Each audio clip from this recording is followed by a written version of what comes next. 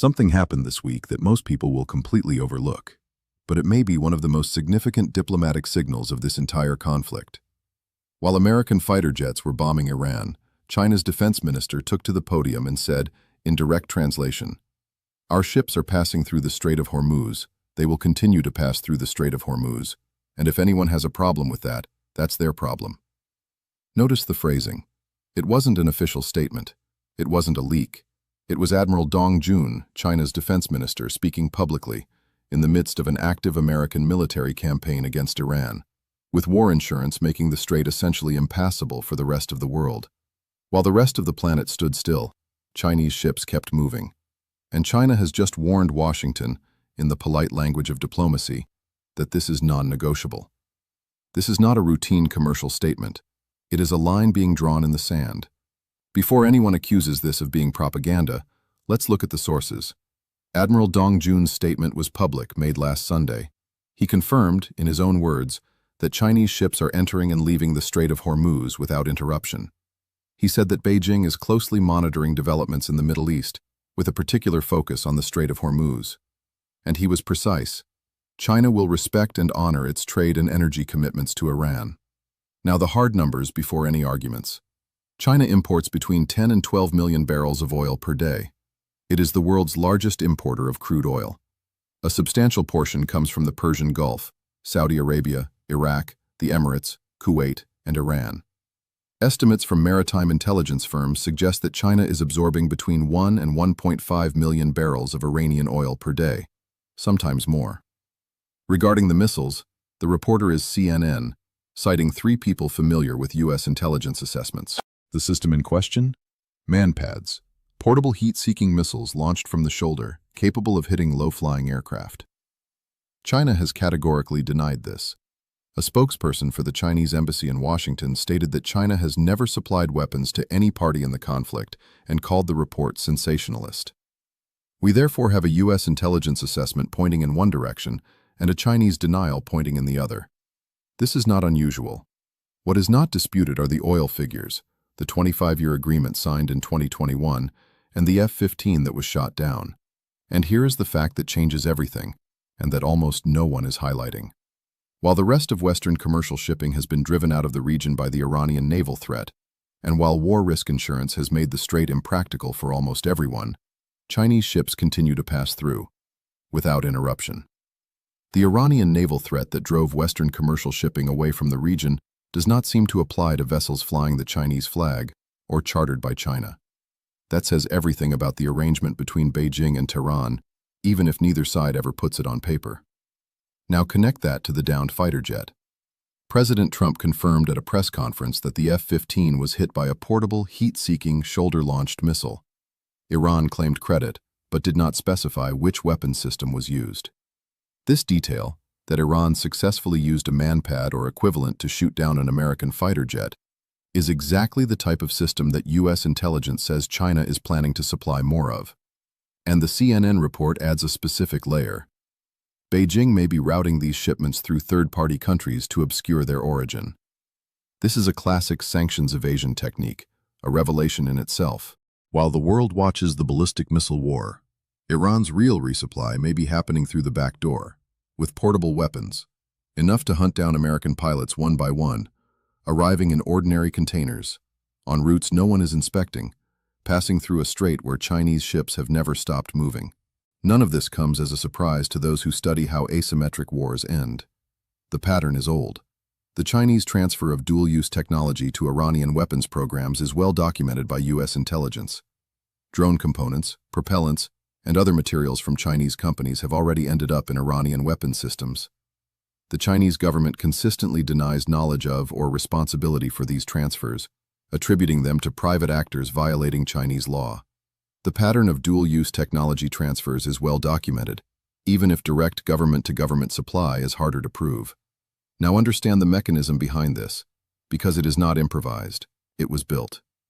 In 2021, China and Iran signed a 25-year cooperation agreement, a comprehensive agreement covering trade, investment, infrastructure, and security cooperation. The financial terms were never fully disclosed, but estimates place the Chinese investment commitment in the range of hundreds of billions of dollars over the life of the agreement. In exchange, Iran has committed to supplying China with oil at a discount, well below international market rates. This arrangement has accelerated significantly since the latest round of U.S. and international sanctions tightened. Iran cannot sell its oil on open international markets. China, which does not recognize the sanctions regime as legitimate, has essentially become the primary buyer of Iranian oil. Most of it moves through indirect channels, ship-to-ship transfers, fictitious port calls, and relabeled cargo to obscure the Iranian origin. But the volume is real, and it is substantial, and it has geostrategic dimensions. Iran lies at the intersection of the Persian Gulf and Central Asia. It borders countries that are critical to China's Belt and Road Initiative. It offers China a potential land bridge to the Middle East and beyond. And from a purely naval strategic standpoint, a friendly Iran significantly complicates U.S. military planning in the Gulf. China's relationship with Iran is not sentimental. Beijing does not particularly care about Iranian ideology or the specific political structure of the Islamic Republic. What matters to it is that Iran serves multiple Chinese interests simultaneously. As an energy supplier, as a market for Chinese goods, as a strategic partner that creates friction for U.S. power projection, and as a node in China's broader effort to build influence across the global South. Anyone looking at today and seeing only a U.S. versus Iran war is reading the wrong map. What is happening is a 2-decade-long architecture being tested in real time. And here comes the layer that almost no one is discussing. China's true weapon in this conflict is not a missile. It is the ship itself. Consider what it means operationally for the U.S. military campaign that Chinese ships are moving freely through the strait. The U.S. Navy cannot simply establish a naval blockade or a controlled exclusion zone around Hormuz without risking a direct incident with Chinese ships. This is not a theoretical concern. It is a real operational constraint. The United States has significant military assets in the region, multiple aircraft carrier strike groups, destroyers, submarines, and land-based aircraft. But the rules of engagement governing how these assets can be used are deeply shaped by the political consequences of a mistake. Firing upon or detaining a Chinese-flagged vessel, even accidentally, would be a diplomatic catastrophe of the first order. China knows this, and the continued presence of Chinese ships in the strait is, in a sense, a form of leverage. As long as Chinese vessels are transiting, the United States cannot treat the strait as a purely contested military zone. There are Chinese civilian and commercial interests that complicate the military calculus. Now connect that to the pocketbook of those watching. When the Strait of Hormuz is disrupted, China does not feel this as an abstract geopolitical inconvenience. It feels it as a direct threat to industrial production, electricity generation, and economic stability. Qatar, located right at the entrance to the Persian Gulf, is one of the world's largest LNG exporters, and China is one of its biggest customers. That gas also moves through Hormuz. In other words, an escalation in the strait is not a distant problem. It simultaneously chokes off fuel prices, electricity prices, and the entire global supply chain. The same 21-mile-wide strait carries what heats homes in China and what fuels cars in the West. And there is a dimension that makes all of this even more uncomfortable. The theory of economic coercion, the entire theory that justifies sanctions, depends on sanctions actually hurting. If China, the world's largest oil importer, is absorbing Iranian oil at discounted prices and providing Iran with a revenue stream that partially shields it from Western financial pressure, then the coercive theory isn't working the way it's supposed to. No one on mainstream television is saying this out loud, but it is the inevitable conclusion. The West's primary tool against Iran, sanctions, is being quietly neutralized by a Chinese logistics network that has never stopped. And from here, the paths open up, all of them bad. Scenario 1. The cat-and-mouse game continues. The United States tries to intercept the arms shipments, but intelligence suggests that China may be routing MANPADS through third-party countries. It is a classic sanctions evasion technique and is genuinely difficult to combat. Even if the United States successfully intercepts a shipment, the underlying supply chain does not disappear.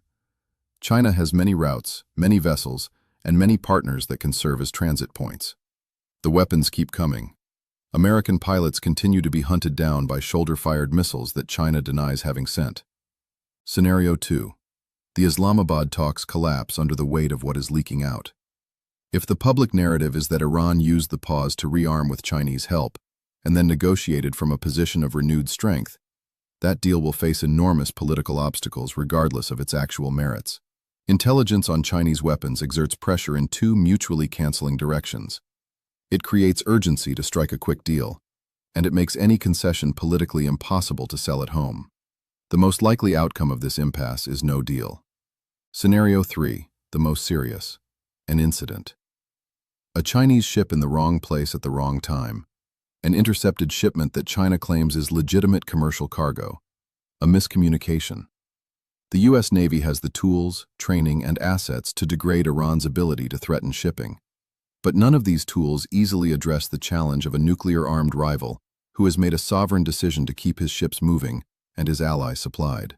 A 21-mile stretch of water, 4 players, a spark. Go back to what Admiral Dong Jun said on Sunday. Our ships are passing through the Strait of Hormuz. They will continue to pass through. And if you have a problem with that, that's your problem. That statement wasn't ending a dispute, it was starting one.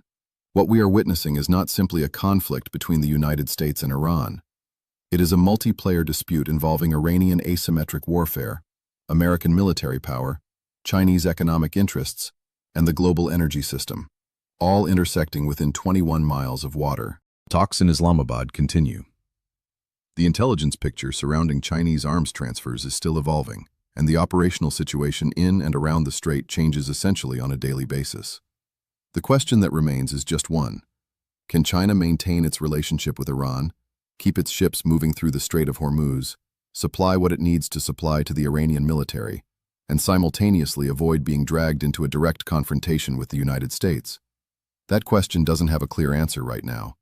We'll be following this, day by day. Sign up so you don't miss the next chapter, because it's coming, and it's coming fast.